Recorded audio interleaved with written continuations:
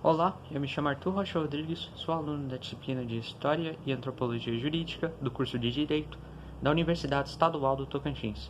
Neste vídeo, farei a respeito das minhas percepções e do meu entendimento acerca da obra O Povo Brasileiro, do autor Darcy Ribeiro. Tratarei de maneira mais específica o que está explicitado no segmento do livro, cuja temática é As Guerras do Brasil.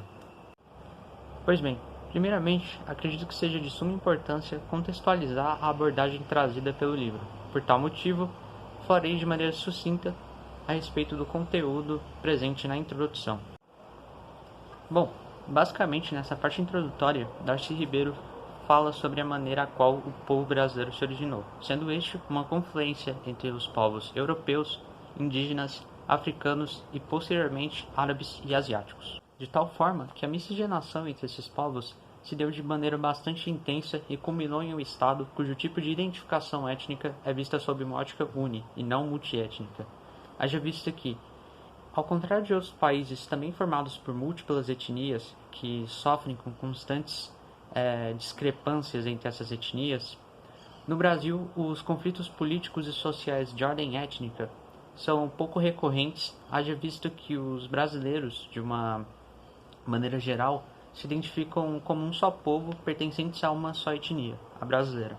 No entanto, embora tal visão pareça sustentar uma realidade em que a democracia e a ausência de conflitos de ordem racial se fazem presentes, o autor enfatiza, sob um viés que, na minha concepção, se assemelha à teoria marxista das lutas de classes, que a gênese do povo brasileiro se deu por um intenso e conturbado processo de unificação regido por uma classe dominante, a qual reprimia quaisquer discrepâncias étnicas, além de também oprimir quaisquer tendências separatistas.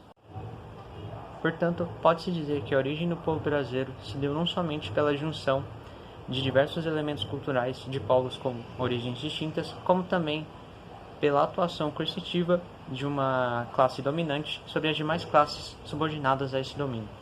Logo, no decorrer dos próximos capítulos do livro, as matizes e aspectos de ordem histórica e sociológica que regem tal problemática serão destrinchadas a partir de elementos relacionados às gêneses étnica, regional e até mesmo laboral constituídas no país. Por fim, adentrarei agora no eixo temático principal do vídeo, que é o capítulo 16, intitulado As Guerras do Brasil. Bom, este tópico, como o próprio nome já sugere, trata dos conflitos históricos que ocorreram no Brasil com o passar do tempo. Tais conflitos possuíam motivações de diversas naturezas, sendo as principais delas econômicas, sociais, religiosas e étnicas.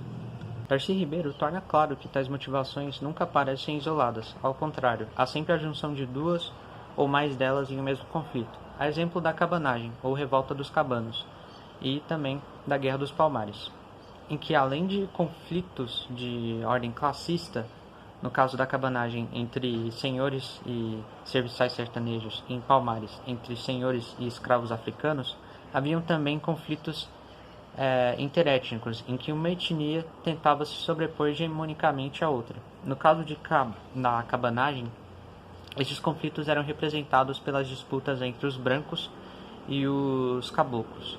Já em Palmares, essas disputas eram representadas entre os negros escravizados e os brancos que eram os senhores.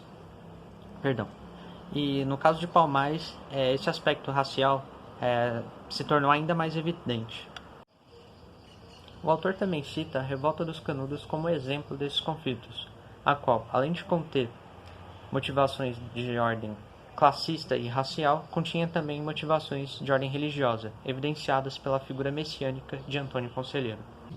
Além disso, o livro pontua que, historicamente, já existiam conflitos entre as tribos indígenas que habitavam o Brasil durante o período pré-cabralino. Entretanto, esses conflitos não implicavam em maiores consequências, visto que nenhuma das tribos existentes era capaz de se sobrepor hegemonicamente às demais.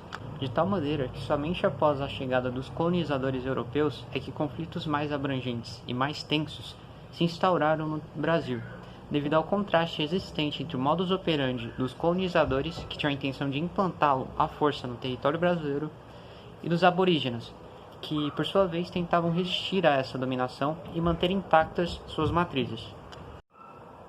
Como resultado disso, desde então foi suplantada no país uma ordem política, econômica e social conflituosa em que uma classe dominante busca manter-se no poder, estratificando e oprimindo as demais classes, que por sua vez tentam constantemente resistir a essa subserviência.